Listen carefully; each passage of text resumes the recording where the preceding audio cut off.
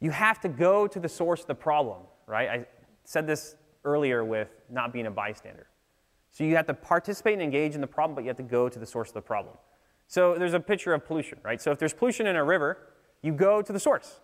You don't go, I wonder where that pollution's coming from. Maybe it's from this factory. Maybe it's from this plant.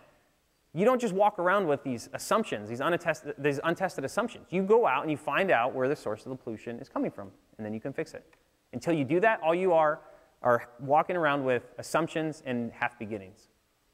And another quote from Einstein, which I like along these lines, is that he said, if I had 20 days to solve a problem, I would spend 19 days to define it. So if you're standing up saying you want to solve a world problem, you first have to define what it is. And saying some big thing like, hey, let's address antimicrobial resistance. Well, hey, that's inspiring, but what problem are you really solving? Who's that one person who's going to hug you when you provide their solution? So we got out of the lab. This is an important thing, and this is, Steve Blank is known for saying this. Get out of the building, right? You're not going to come up with that answer by being in your lab, being in your workshop, being in your company. The answer comes from outside of the building. And so the lab tech, this is inside the University of Michigan Hospital. I never even know this place existed. And there's about 50 people who work there. And all they do is they take blood samples, urine samples, different samples, and test them for bacteria, fungi, yeast, these different infective agents, and viruses as well. And this is the machine that we're looking at that currently takes 2 days. And this is the director of the lab. And at the time, I didn't initiate this meeting. Somebody else did. So this is, again, a lesson learned. Why didn't I initiate this meeting if I cared about this problem? I should have been contacting every lab director I could find and talking to them and figuring out what the problem was so that I could define it, so that I could help solve it. And so that's part of going through this once before. You start to learn these things. You start to take that initiative to go out into the world and solve the problem. And so in talking the story there in that meeting, it was interesting because as a scientist, I thought, oh, I know how I'll design the product, right? As a scientist and engineer, I know how I'll solve this. I'll solve this by having a little well with bacteria. We'll start growing the bacteria. We'll add a little bit of antibiotic and see what happens. Then add a little bit more and see what happens. And keep doing that until we find out how much antibiotic kills the bacteria. That would be a beautiful experiment, but that's not how they do it.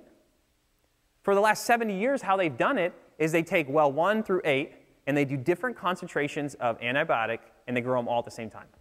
And if the device I was working on didn't do that, they would laugh, basically, right? That's not even how the clinical guidelines say to do it. So if I wouldn't have gone out of the building and went and talked to the lab director, I would have never known that. So those answers are going to come from outside of the building. And being a physicist in training, I look at things like this, and it scares me. I never thought I'd work on anything squishy like bacteria, but I do now. But it's because I care about the problem.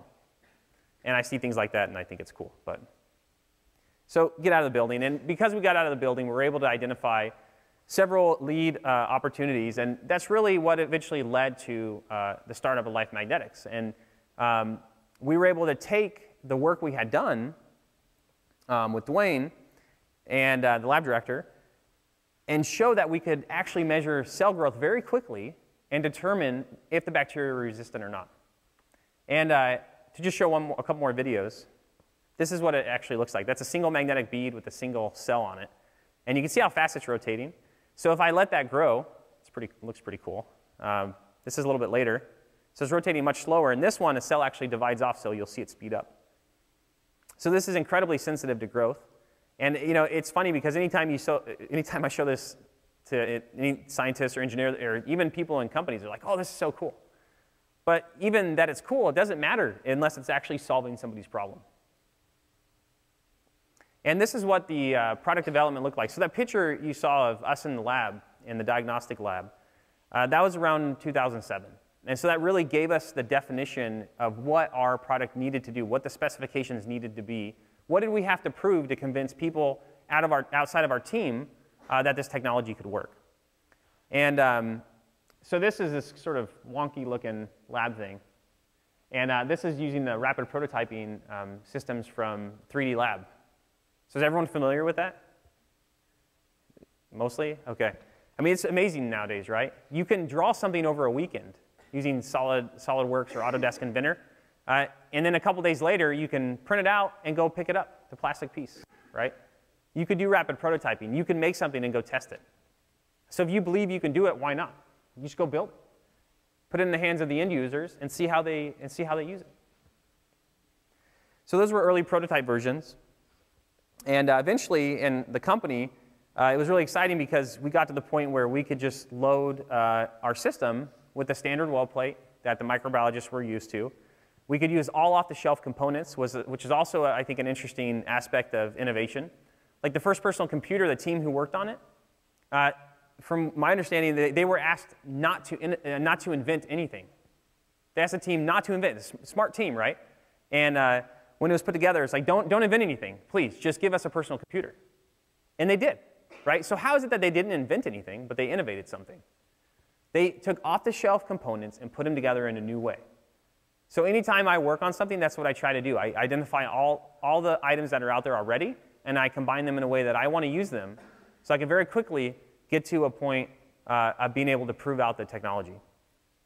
And so this was one of our capstone measurements where we achieved the cellular growth of clinical bacteria in minutes instead of many hours. And in the end, when you start thinking about these things, you have to have the person's problem at the center of your universe. And when you think about the problem, the person who has that problem doesn't care what your technology is.